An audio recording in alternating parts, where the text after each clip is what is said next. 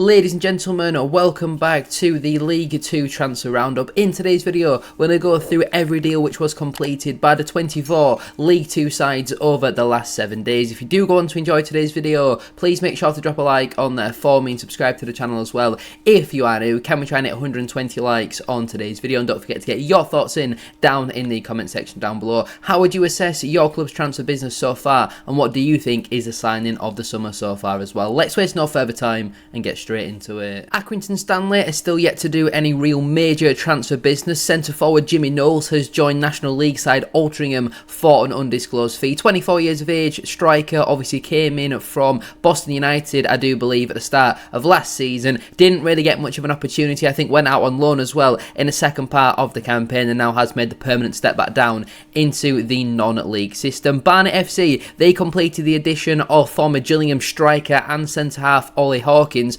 Obviously he's like 6'6", 6'7", he's an absolute man mountain, can play as a striker but has also done a job previously as a centre half. Now 33 years of age and provides a wealth of experience into that Barnet side. I don't think he's going to go in there and score 20 goals, but it's what he brings that you don't really see that I think will be important for Barnet, especially for their first season back in the EFL. Barrow AFC, they completed the addition of 25-year-old central midfielder Raheem Harper. He's come in from last season's League 2 runners-up in Port Vale. I think he's gone in there on a 2-year deal. Obviously, he'll go in there and replace Kian Spence, who has turned down a new contract with the football club to join Rotherham United, obviously making that step up into League 1. Bit of a blow to lose him, and Barrow did also confirm that Dean Campbell will be leaving the club as well. He's expected to sign for League 1 side Northampton Town. So out with the young, in with the young as well, and now an opportunity for Raheem Harper to make his mark on League 2. In terms of Bristol Rovers, they're yet to do any transfer business. Bromley FC, they've not really done much more business since we spoke about it last week either. Cambridge United, they've not brought anybody in, and they've also not seen anybody go out the door as well over the last 7 days. Same can be said about Cheltenham Town. They did have one departure of a defender who has joined a fellow League 2 side, so we'll come on to that in a moment. Chesterfield, they completed their first signing of the summer yesterday, and that is in the way of DILAN Markanday, who has returned to the club on a 3-year deal following his release from Blackburn Rovers. 23 years of age. For me, signing of the summer so far. I would have loved him at Bradford City. He's more than good enough to be playing in a mid-table League 1 side, and I see him comfortably being the League 2 Player of the Year next season. His fit is available. We saw in the first half of last season when he was with Chesterfield, he was absolutely flying, and that is an absolutely outstanding signing for the Spirates. I was blown away the fact that he's made that step back down into League 2. I thought he was destined for a League 1 move. And Michael Jacobs, who I think was released by the football club, has made the step back up into League 1 with Northampton Town. Colchester United are yet to bring anybody in through the door, but they did confirm that Fika Kelleher has turned down a new contract with the football club to move back over closer to home. He's gone over back to Ireland with Cork City. 29 years of age. I think definitely a player that Colchester can improve on. Obviously, he's been there for about 2.5 seasons now, I do believe, since joining from my team at Bradford City, and he obviously wants to maybe go back a little bit closer to his family. As we know, Crawley Town forward Rashawn Hepburn Murphy, I think it was on the day that last week's video came out, he has joined a fellow League 2 side for an undisclosed fee. And defender Toby Malarkey, 29-year-old centre-back, he's also joined a fellow League 2 side for an undisclosed fee. In terms of Crewe Alexandra, they're yet to do any further transfer business. Obviously, we already knew about the addition of Josh March. Fleetwood Town is the destination of Toby Malarkey. Like I just mentioned, 29 years of age, centre-back, he's gone in there on an undisclosed fee. As we know with Fleetwood, we expect them to lose Brendan Weirdo this summer. Malarkey, obviously nowhere near as good as Brendan Weirdo, but will go in there and provide a bit of competition. And they also brought in Will Davies, a 26-year-old centre-forward from Sutton United, for an undisclosed fee. Did very well in the National League last season, was the only real player who looked like scoring at times for Sutton, and he's now obviously made the step up into the Football League with Fleetwood. They needed a bit more competition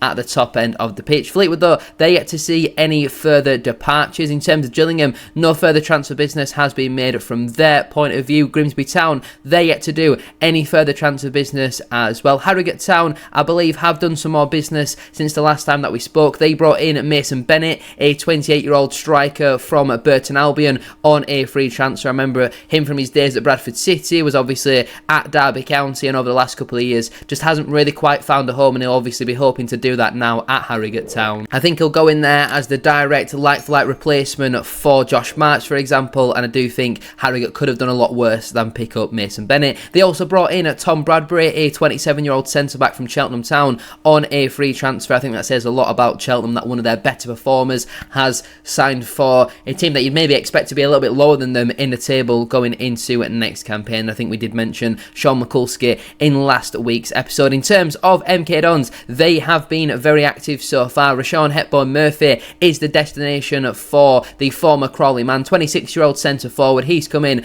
on an undisclosed fee, a really good signing for MK Dons. He's done quite well at Crawley over the last couple of seasons. Now we'll be looking to make his mark again on League 2. Obviously, we mentioned Nathaniel Mendez-Lang, absolutely unbelievable signing, and they also announced the addition of Gavin Jones, 29-year-old right-back on a free transfer from Bolton Wanderers. Can either play as a right centre-back, right wing-back, right-back. He's kind of versatile, can play anywhere down that defensive right-hand side, and I think will provide a wealth of experience for Paul Warne's side. As we know, Paul Warne does like his experience, and the rumour about MK Dons' next signing is incredible. We'll mention it in next week's episode if that does get announced, but Aaron Collins, goodness me, that would be an unbelievable addition. In terms of Newport County, they confirmed the departure of Nick Townsend, who I think turned down the new deal with the club to sign for Eastleigh, so they've replaced him with Nick Zanev, who's come in from Northampton Town on a free transfer. 28-year-old goalkeeper, hasn't really played much football over the last couple of seasons, but I think anybody would be an improvement on Townsend. And they also brought in Matt Smith, a 25-year-old holding midfielder from St Johnstone, on a free transfer. A lot of League One clubs have been doing business from the Scottish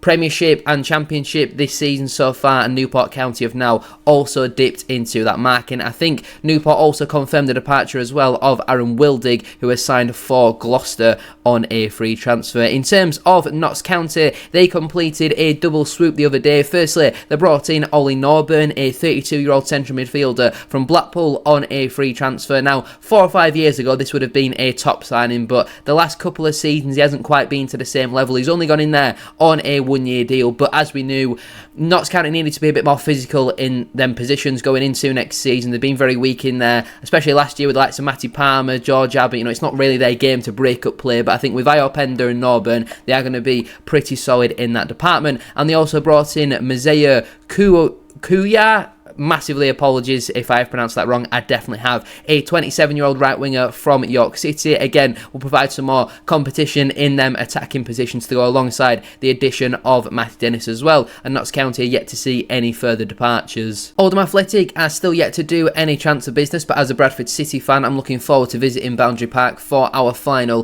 pre-season game. In terms of Salford City, they've not had any more transfer business, either incomings or outgoings. I don't believe Shrewsbury Town have had any incomings as well, but they did see the departure of Jordan Shipley. I'm not sure if he was released or has turned down the new deal with Shrewsbury, but he has made a step back up into League One with Port Vale. 27-year-old midfielder. I think now is the time where he's really got a kick on in his career, coming into his prime years. In terms of Swindon Town, they've brought in Philosophe Mabete, who I don't think we mentioned in the last episode. 20-year-old centre-back, coming on a free transfer from Wolves under-21s. I know nothing about him, so I can't really comment. But again, another player under the age of 30 coming in for the Robins. They've had no further departures. In terms of Tranmere Rovers, they've not brought anybody in, and nobody else has gone out the door as well. Walsall, though, they have been fairly active so far. I think we mentioned Courtney Clark in the last episode. Since then, they've brought in Mason Hancock, a 22-year-old centre-back from